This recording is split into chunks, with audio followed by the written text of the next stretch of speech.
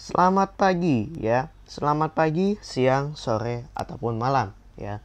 Pada kesempatan kali ini saya akan kembali membahas tentang alat musik ya. Kali ini saya akan membahas tentang alat musik yang berhubungan dengan proyek kita kali ini mengenai budaya Indonesia.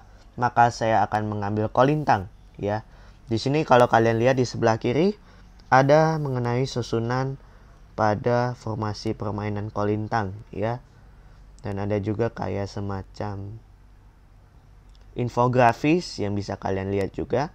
Dan di tengah juga ada stick pada kolintang yang berbeda-beda ya. Ingat, itu hanya mempengaruhi keras dan lembutnya.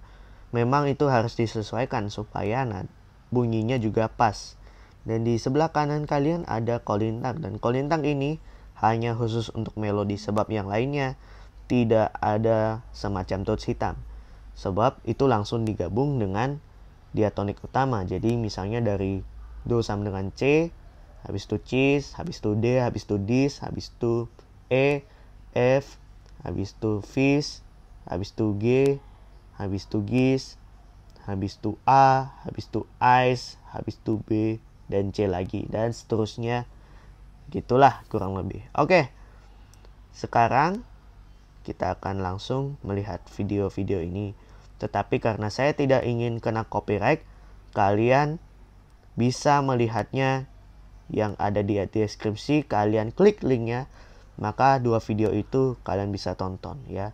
Kalian boleh tonton yang pertama atau kedua, sebab sama-sama bermain kolintang dan kebetulan dimainkan oleh anak SD Tarakanita 5 di Rawamangun ya, walaupun itu video lama ya. Oke, kita akan membahas tentang kolintang ya, dan bunyinya bagaimana ya. Tapi sebelumnya, for your information, di Android ada satu aplikasi bernama Kolintang juga. Kalau kalian cari ada, walaupun itu versi lama sekitar tahun 2015. Dan kalau kalian cari alat sejenis itu kayak xylophone juga nggak apa-apa, karena itu mirip konsepnya. Oke, itu hanya sampingan. Kita akan bahas. Kolintang merupakan alat musik pukul bernada ya, yang dapat dimainkan oleh satu sampai banyak orang sehingga menjadi ensemble. Ada berbagai jenis kolintang berdasarkan tinggi rendahnya oktav dan nada, baik dari melodi yang memiliki bilah kayu berukuran normal seperti yang tertampak di gambar, dan sampai bass yang memiliki bilah kayu yang sangat panjang ya.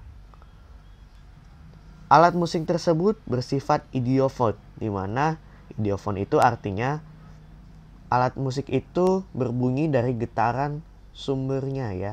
Jadi misalnya kita pukul bilah kayu pada kolintang, maka getaran itu akan menghasilkan bunyi ya, bunyi pada kayunya ya. Lanjut, kita bahas mengenai alat-alatnya ya, yang mempengaruhi hanya keras lembut dan tinggi rendah pada oktav variasi nada ya. Kolintang sendiri memang dibuat dari bahan kayu yang menjadi sumber bunyinya jika dipukul. Dan alat pemukul kolintang ini disebut mallet yang sering dipakai bermain xylophone. Ya. Kepala mallet memiliki bahan, ukuran, dan bentuk yang berbeda-beda yang mempengaruhi keras lembutnya nada pada kolintang. Mallet pun juga disesuaikan dengan jenis kolintang yang dipakai. Ya, seperti yang kalian lihat tadi di slide pertama. Ya, ini hanya mempengaruhi kerasnya saja yang saya tadi bahas. Sekarang ke topik, bagaimana sih alat musik itu bisa menghasilkan bunyi? Ya, alat musik itu sebenarnya bisa menghasilkan suara saat kita memukul bilah kayu di kolintang. Misalkan kita memukul bilah kayu do sama dengan C, maka akan berbunyi demikian ya. Misalnya mungkin tung, maka bunyinya juga begitu. Dan jika ada yang nada yang false, misalnya do-nya bisa tiba-tiba jadi E, maka itu bisa di stem. Dan ya, tenang aja. Tinggi rendah oktav pada kolintang juga dipengaruhi mallet dan kolintang juga. Bila ada yang pakai kolintang bass, maka kolintangnya berukuran besar dan mallet yang besar, serta oktav yang rendah karena oktav untuk bass. Dan bila Anda memainkan kolintang melodi, maka ukurannya lebih kecil dibandingkan kolintang bass yang memiliki mallet yang lebih kecil serta oktav yang standar. Misalnya bass Kalau nggak salah kalau di piano itu setara dengan C2, bukan yang lain sih. Angka oktav 2 ya. Kalau yang melodi bisa setara dengan oktav 4 ya. Melodi sama aja dengan sopran kalau kalian tahu di kolintang. Ya.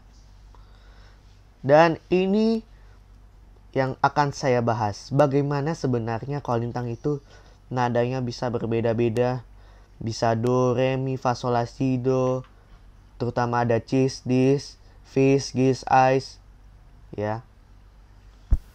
Kenapa bisa begitu? Ya, sebenarnya dari kayu kolintang itu sendiri, ya, saat dipukul.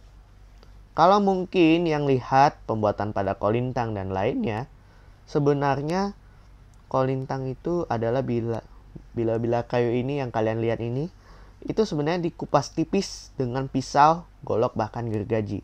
Tujuannya apa? Supaya dapat nada yang pas, ya. Misalnya kayu yang terpanjang kita pakai buat do sama dengan C. Kita kupas.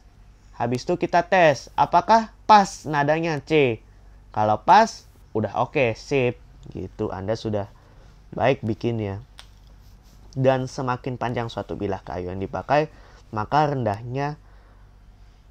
nadanya itu nada C atau nada rendah. Sebaliknya kalau semakin kecil ukurannya, maka itu tandanya itu nada tinggi. Tapi itu hanya sebagai penanda. Sisanya kembali lagi ke stem. Kalau stemnya benar, maka bunyinya juga benar, ya. Ukuran bilah kayu tidak mempengaruhi nada, namun hanya tampak rapi saja dan mengingat nadanya saja. Tetapi ada stem nada yang mempengaruhi pembentukan nadanya, ya. Kurang lebih seperti itu, ya. Baik, sekian video pada kali ini. Mohon maaf bila ada kekurangan. Terima kasih yang sudah menonton video ini. Dan lanjut lagi ke part berikutnya. Sampai jumpa, Tuhan Yesus memberkati.